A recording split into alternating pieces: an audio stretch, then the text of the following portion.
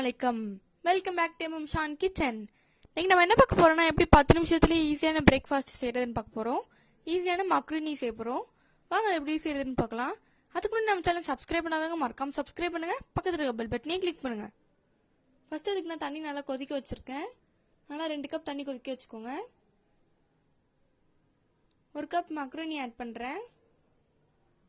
இது 5 நிமிஷம் வெந்தாலே போதும். ரொம்ப வேக வச்சிட்டீங்கன்னா குழஞ்சிரும், நல்லா இருக்காது. இப்போ நம்ம போட்டோடனே கொதிக்கிறதுக்கு ஸ்டார்ட் ஆகுது பாருங்க. இப்போ நம்ம லைட்டாக ஒரே ஒரு தடவை நல்லா கிளறி விட்டுக்கலாம். அடிக்கடி நம்ம கரண்டி போட வேணாம். அடிக்கடி கரண்டி போட்டால் உடஞ்சிரும் மக்ருனி. நல்லா கொதிக்குது பாருங்க. இந்த டைமில் நம்ம சால்ட் ஆட் பண்ணிக்கலாம். சால்ட் ஆட் பண்ணி கொஞ்சம் இதில் நம்ம இறக்கி நல்லா ஃபுல்லாக ட்ரெயின் பண்ணிடுங்க. தண்ணி நல்லா வடிச்சு எடுத்துருங்க. நம்ம ஒரு பேனில் 1 டேபிள் ஸ்பூன் எண்ணெய் ஆட் பண்ணிக்கலாம்.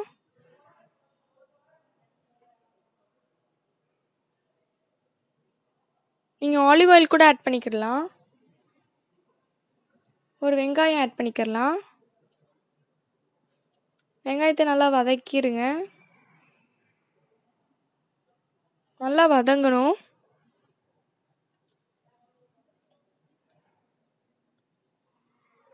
இந்த டைம் நம்ம 1/2 டீஸ்பூன் இஞ்சி பூண்டு பேஸ்ட் ஆட் பண்ணிடலாம். இஞ்சி பூண்டு பேஸ்ட் போட்டோன்னே நல்லா வதக்கிடுங்க.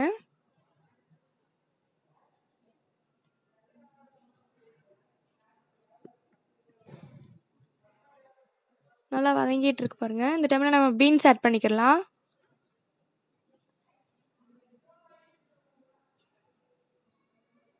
கேரட்,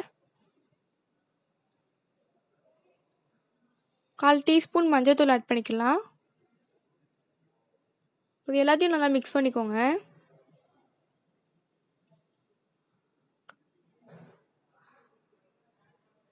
நல்லா வேகணும், அப்போதான் நல்லா இருக்கும்.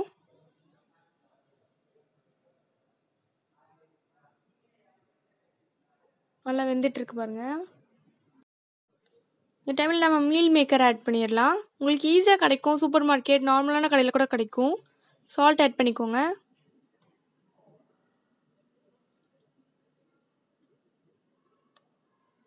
நல்லா மிக்ஸ் பண்ணிக்கோங்க. அப்போ தான் அந்த மீன் மேக்கர்லாம் நல்லா மசாலா வரும். நல்லா வதங்கிட்டு இருக்கு. இப்போ நம்ம 1/2 கப் தண்ணி ஊற்றிடலாம். அப்போ தான் நல்லா வேகும் மீல் மேக்கர். நல்லா வதங்கிடுச்சு பாருங்க. தண்ணி ஃபுல்லாக இதாகிடுச்சு பாருங்க. நல்லா சூப்பராக வந்திருக்கு. இப்போ நம்ம அதை ஒரு சைடு நல்லா நம்ம ஓரம் கட்டிடலாம்.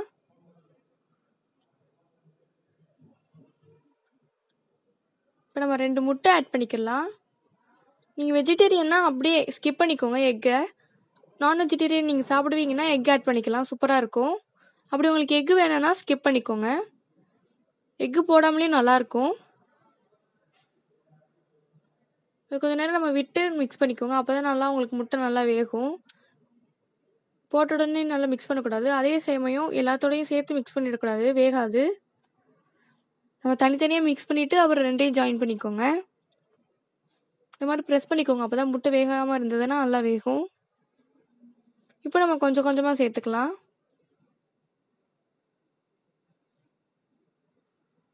இந்த மாதிரி பண்ணிங்கன்னா தான் உங்களுக்கு நல்லா முட்டை எல்லாம் வேகும். இல்லைன்னா உங்களுக்கு ஒரு மாதிரியாக இருக்கும்.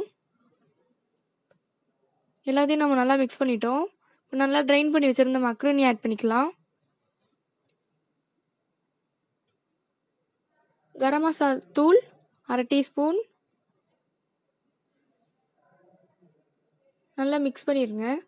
உங்களுக்கு ஈஸியான 10 நிமிஷத்தில் எப்படி ஈஸியாக செஞ்சு காமிச்சிருக்கோம் பாருங்கள். சூப்பராக இருக்குது. காலையில் நம்ம சீக்கிரமாக செஞ்சிடலாம் பிரேக்ஃபாஸ்ட். நல்லா ஹெல்த்தியாகவும் இருக்கும். வெஜிடபிள்ஸ்லாம் ஆட் பண்ணியிருக்கோம் பாருங்க. சூப்பராக இருக்குது. இந்த டைமில் நம்ம 1 டீஸ்பூன் கீ ஆட் பண்ணிக்கலாம். உங்களுக்கு கீ வேணும்னா ஸ்கிப் பண்ணிக்கலாம். பட் நான் இன்னைக்கு கீ ஆட் பண்ணுறேன்.